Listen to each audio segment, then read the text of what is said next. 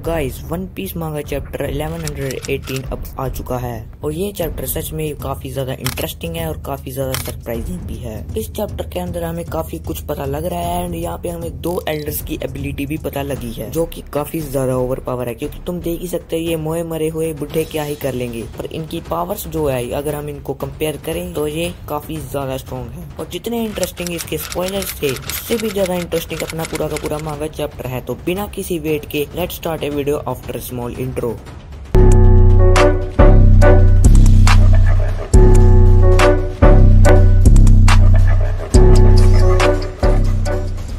तो भाई हम चैप्टर की स्टार्टिंग के अंदर देख ही सकते हैं कि जो अपना जायंट रोबोट है वो मेरीन्स की शिप के ऊपर ही गिर रहा है, जिसको 5 एल्डर्स ने अपने अटैक के साथ गिराया था। भाई सच में इसे कहते हैं अपने पैर पे कुल्हाड़ी मारना, क्योंकि ये 5 एल्डर्स ने इसको गिरा तो दिया था पर वो फिर भी गिरा मरीन्स के ऊपर। और भाई यहाँ पे तो मरीन भी कह रहे हैं कि ये इतना बड़ा सा क्या गिर रहा है हमारे ऊपर, ये लोहे का इतना लंबा मोटा सा क्या है, ये कोई गलत चीज तो नहीं। एंड इसी के साथ जो जायंट रोबोट है उनके ऊपर गिरता है और पानी के अंदर डूब जाता है। और इसी के साथ जो जायंट रोबोट है वो कहता है ये कितना अजीब है, मैंने अभी अभी जोय बॉय को सेंस किया था, तुम आखिर कहाँ चले गए जोय बॉय, तुम अचानक से गायब कैसे हो गए, मैं काफी देर के बाद तुमसे मिलना चाहता था। और फिर हमें मर्क्यूरी का सीन दिखाया जाता है और तुम एक बार इस बुढ़े को देखो। भाई यही कारण है कि भाई लोग इसे काइडो के साथ कंपेयर कर देते हैं। और जो आगे शिप्स खड़ी थी वो भी कह रही है कि भाई ये इतना बड़ा सा सुअर कौन है। और जैसे कि हमें पता है कि जो अपना ट्रांसपोंडर स्नेल था जिससे कि अपना वेगापंक अपना मैसेज पूरे वर्ल्ड पे चला रहा था वो बंद हो चुका है। और जब पूरा का पूरा मैसेज ये बंद हो चुका है तो लोग अब बातें करने शुरू हो गए हैं। यहाँ पे लोग कह रहे हैं कि अपना वेगापंक को किसने मारा होगा, वो तो इतना ज्यादा जीनियस है और दुनिया के सबसे बड़े जीनियस को मारने की जरूरत किसको पड़ गई होगी। और फिर हमें एक सीन के लिए अपना अलाबास्ता दिखाया जाता है और अलाबास्ता के लोग कहते हैं स्ट्रॉ हैट ने उसे बंदी बना रखा था और उसने इसको मार दिया होगा।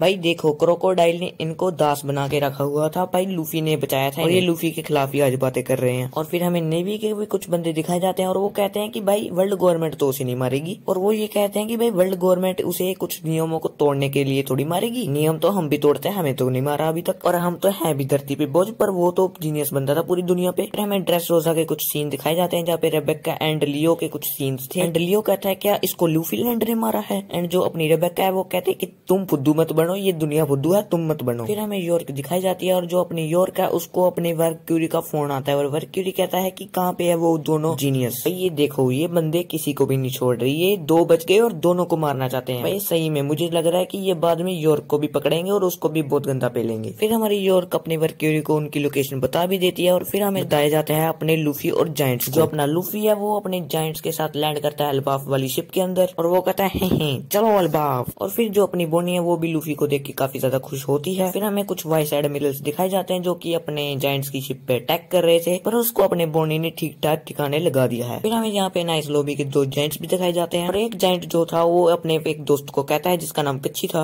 वो कहता है कच्ची भाई तुम तो मार खा के और भी सुंदर लग रहे हो। और फिर हमारा लूफी उस कच्ची भाई को अपने गले लगाता है बहुत प्यार से, क्योंकि उनकी भी आपस में काफी ज्यादा अटैचमेंट थी और 2 सालों के बाद मिलते हैं। और फिर यहाँ पे हमें बोनी भी दिखाई जाती है और बोनी कहती है कि इन मरीन्स वालों को तो मैं कच्चे तेल में फ्राई करके खा जाऊंगी। और फिर जो अपना सांजी है वो अपनी नामी की तरफ पे कॉल लगाता है और वो कहता है नामी सा हमने अपनी शिप की सेट सेल कर लिया, क्या आपने कर ली? और फिर नामी भी कहते हैं कि हमने भी अपनी शिप की सेट सेल कर ली, पर हमें एक थोड़ी सी मदद की जरूरत है। फिर भी वहाँ पे सांजी कहता है कि ऑफ कोर्स मैं आपके लिए तो हूँ, रोबिन चार्ली और नामी सान, इन तीनों के लिए मेरी जान भी हासिल है। और अपना सांजी कहता है कि मैं आप लेडीज डूबने नहीं दूंगा चाहे कोई भी डूब जाए। और वहाँ पे उसोप भी चीख के कहता है हमें तो बचा ले हरामखोर। फिर अपने जायंट्स भी देखते हैं अपने आसमान के ऊपर और आसमान में देखते हैं कि ये इतनी बड़ी सी झील कहाँ से उड़ती हुई आ रही है भाई।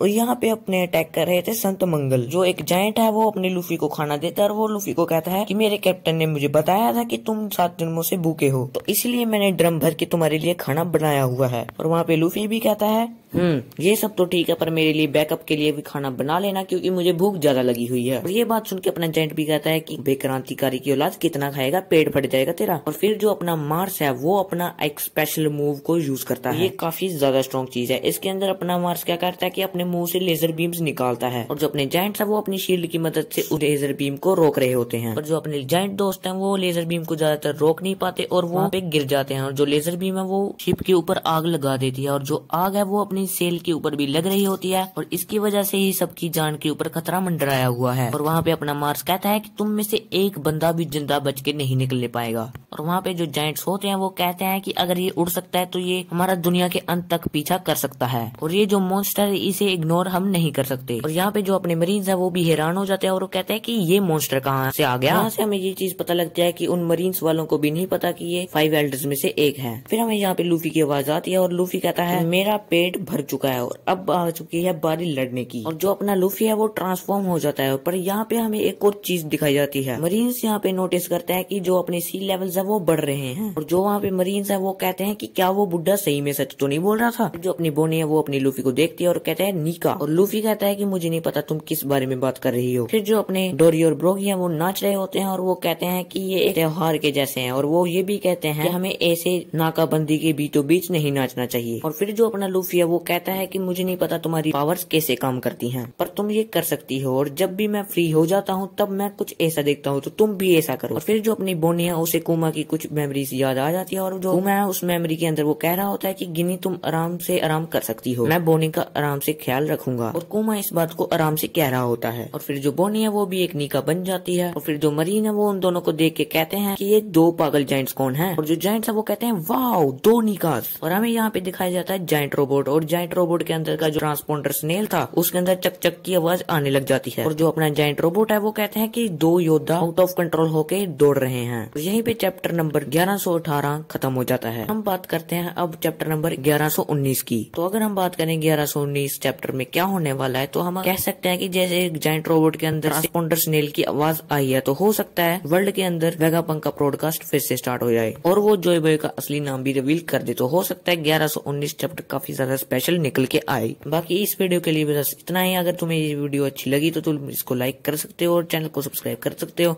मिलते हैं अगले वीडियो में, तब तक के लिए बाय बाय।